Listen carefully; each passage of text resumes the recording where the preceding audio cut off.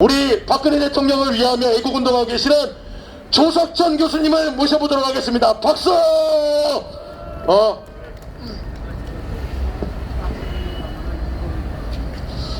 예, 반갑습니다.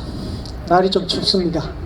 날이 추운데 또 이렇게 떨어가면서 서로가 공감하는 영역을 이렇게 찾아낸다는 게 좀 의미 있는 걸로 생각합니다.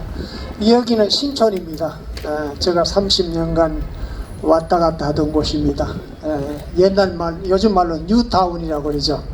뉴타운이라고 그러는데 옛날엔 신촌이라고 그랬어요. 신촌이라고 그러는데 이 젊은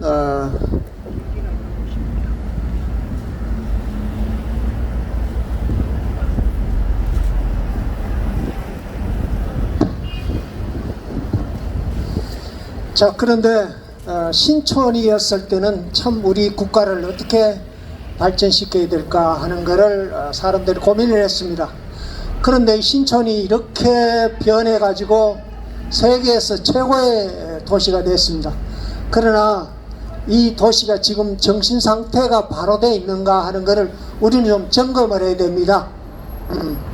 이 저만 점검이 하는 게 아니라 여기 지나가시는 젊은 분들은 다 우리 이 좋은 문화가 결국 우리가 앞으로 지킬 수 있을까 하는 것을 한번 생각해 봐야 됩니다.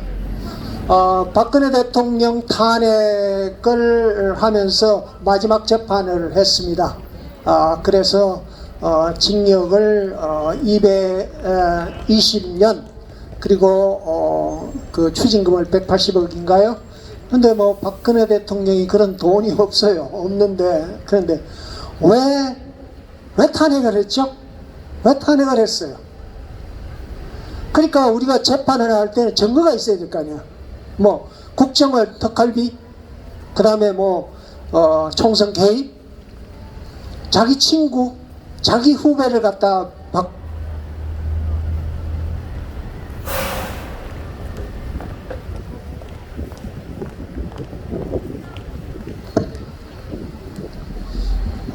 그건 아니지 않습니까? 그렇다면 국정농단도 아니고 죄가 없어요. 그렇다면 3년 9개월 동안 한 사람의 탄핵으로 보기보다는 우리가 이뤄나가는 문화가 어떤가를 점검해야 된다는 겁니다. 결론적으로 얘기드리면 박근혜 대통령 탄핵과 동시에 대한민국은 자유주의 시장 경제가 박근혜 대통령과 함께 사라졌다 하는 결론을 내려도 별로 무리가 없습니다. 자, 원래 2020년에 북한이 우리에 대해서 세 가지 실험을 했어요. 기본권에 대한 겁니다. 하나는 생명이죠. NLL 그 해상에서 공무원이 죽었어요. 그런데 공무원이 피살됐는데 우리는 그 생명을 기준한 걸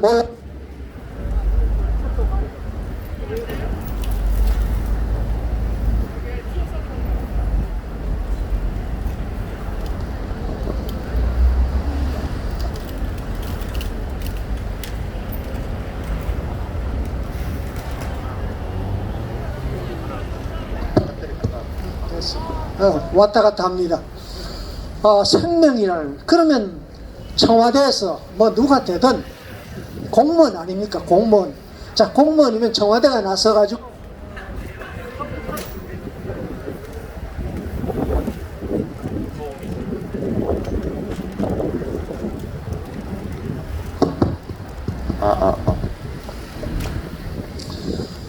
너 북한 왜 공무원 죽였어?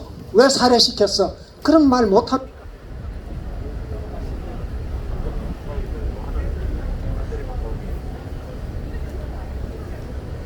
죄송합니다. 이게 막 계속 이래서 날씨도 그렇고 그래서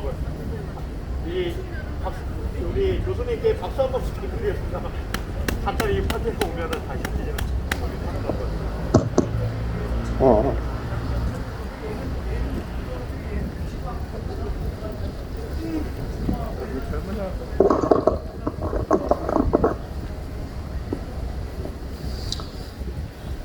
청와대는 왜 우리 공무원을 살해했어? 그런 거 얘기 못합니까? 자, 그리고 또 대북 전당 문제입니다. 그게 표현의 자유입니다. 그래, 김여정 씨 얘기하는 거 보면 버러지가 기어다닌다. 뭐 탈북자가 버러집니까? 노예가 아니고 버러집니까? 그래, 그런 사람들을 위해서 법을 만들어줘요. 자, 그리고 남북 개성공단에 있는 남북 연락사무소를 폭파했습니다. 재산에 관한 겁니다. 자, 그러면 기본권의 생명자유재산권을 우리가 72년 동안 헌법 정신을 가지고 지켜왔어요. 그래, 헌법 정신을 지켜왔으면 그 헌법 정신이 박근혜 대통령 탄핵과 동시에 3년 9개월 거의 4개월 동안 그게 다 무너져야 됩니까? 우리는 뭡니까? 헌법 정신은 왜 있습니까? 그리고 헌법 정신은 지극히 개인주의적입니다. 자유주의 시장 경제라는 게 그렇습니다. 그 자유주의라는 게 개인의 자유와 책임이 중요한 겁니다. 개인 수준입니다. 어디에 패거리 정신으로 가지고 국가를 운영해라는 그런 정신은 없어요. 그런 정신 없습니다. 자, 그런데 박근혜 대통령이 그러면 탄핵됐다면, 증거가 없다면 이거는 탄핵도 패거리로 했고, 또 그리고 구속과 마지막 재판도 국민들이 정서 수준에 따라서 재판을 해야 된다. 이것도 인민재판입니다. 자, 그렇다면 대한민국 72년간 역사는, 그리고 헌법 정신은 이거 뭐 3년 만에 4년 만에 뭉겨져도 되는 겁니까? 우리는 뭡니까? 우리는 지금까지 교육을 받고 성장하고 이렇게 좋은 문화를 만든 우리는 뭡니까? 우리 정체성은 뭡니까? 참 고민스럽습니다. 그러면 우리만 그런가? 지금 미국의 대선도 참 복잡합니다. 유튜브에 김채환 그 시사이다. 뭐 거기에 보면 중국은 참 중국이 그래요. 13억 인구 뭐 13억 5천 그랬는데 참 먹을 게 없어요. 우리하고 비슷합니다. 먹을 게 없어요. 그래서 미국에 빨대대고 미국 의회 정치권 딥스테이트 그림자에 빨대대고 빨아먹은 거예요. 빨아먹기 위해서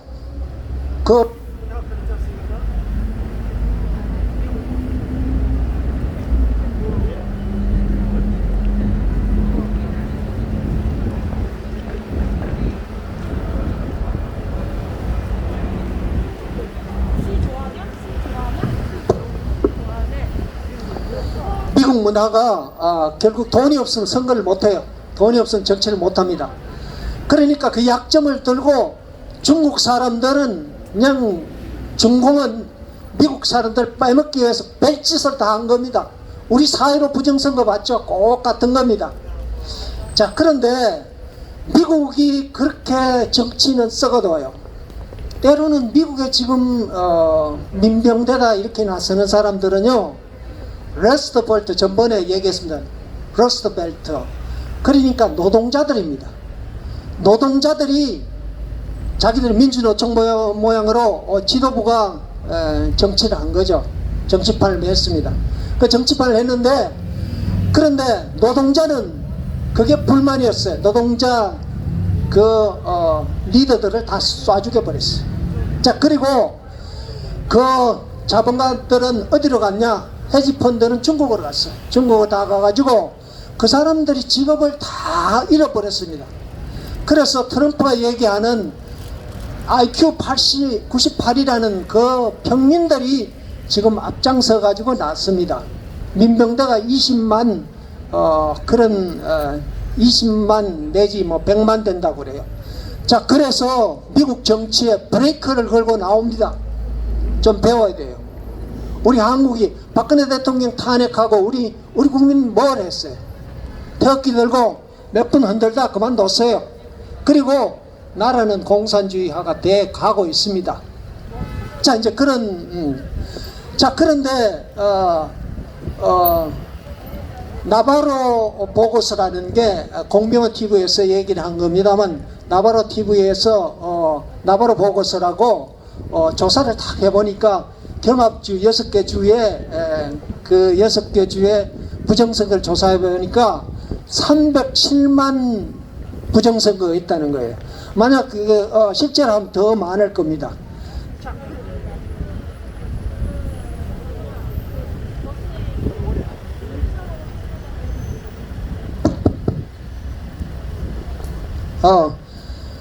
그래가지고 307만 부정선거를 했다면 이거 완전히 선거가 완전히 부정선거였다는 거죠. 그러니까 이 바이든은 완전히 그냥 거짓말 선거를 한 거예요. 완전 사기 선거를 한 겁니다. 그러면서 계엄령이 선포됐습니다. 이제 미국인들이 과거로 다시 돌아가자는 겁니다. 과거에 연방헌법이 만들어질 때, 그리고 수정헌법이 만들어질 때, 1791년에 만들어질 때를 다시 돌아가자는 겁니다. 자, 그래서 미국은 그 연방수정헌법 1조에 의회는 종교의 자유와 언론의 자유를 제약하는 법을 만들지 말라. 또 그리고 하나는 집회 자유를 허용하라는 게 있습니다. 집회 자유를 허용하라. 우리 다 막아놨죠. 그러면서 집회 자유를 허용하라는 그 정신을 가지고 지금 코로나를 뚫고 나가가지고 시민 정신을 발휘하고 있습니다. 자, 우리는 좀 배워야 될 것 같습니다. 자, 우리 코로나를 핑계로 어떻게 합니까? 코로나는 중국이 준 복음입니다. 중국 사람들이 하는 대로 그대로 합니다. 국방부 장관이 한미 훈련을 하자 그러니까 코로나 때문에 못한대요. 그러면 미군은 코로나 때문에 저 계엄령을 명령을 불복을 합니까? 그거 아니지 않습니까? 자, 코로나 모든 게 코로나입니다. 마스크 씌워놓고 이게 노예인지 자유인인지 몰라요. 중국에 준 복음입니다. 이것도 중국의 한국을 침범하고 그리고 공산화로 시키는 전략입니다. 전략에 우리가 넘어가는 거죠. 자, 이런 전략에 우리가 넘어가는 그런 겁니다. 자, 이제 미국이 좀 약해질만 하니까 북한이 이제 났어요. 큰 소리 하고 났습니다. SLBM을 뭐 쏜니 뭐니 하고 쏜다는 소리를 하고 앉았어요. 자, 그러니까 우리는 바짝 알았어요. 국방부 장관이라는 사람이 훈련도 안 한대요. 훈련을 안 한다 그리고 김학인가 그 사람을 불러와가지고 인권 유리를 하고 공무원들이 나와가지고 하고 있습니다. 그런데 그 시장 사회라는 게 이 계급 사회입니다. 노동자와 그리고 자본가가 두 개가 있습니다. 그런데 공산주의 사회는 계급 사회가 아니고 신분 사회입니다. 신분 사회라는 거는 신분이 권력을 누가 주는 거예요. 권력을 누가 주는 겁니다. 그러니까 북한에 그렇지 않습니까? 백두혈통, 우리는 그 종족인데 아주 신성종족이라고 합니다. KBS는 지금 신성종족이라는 게 말이 있어요. 이게 다 신문 집단이 하는 소리입니다. 그러니까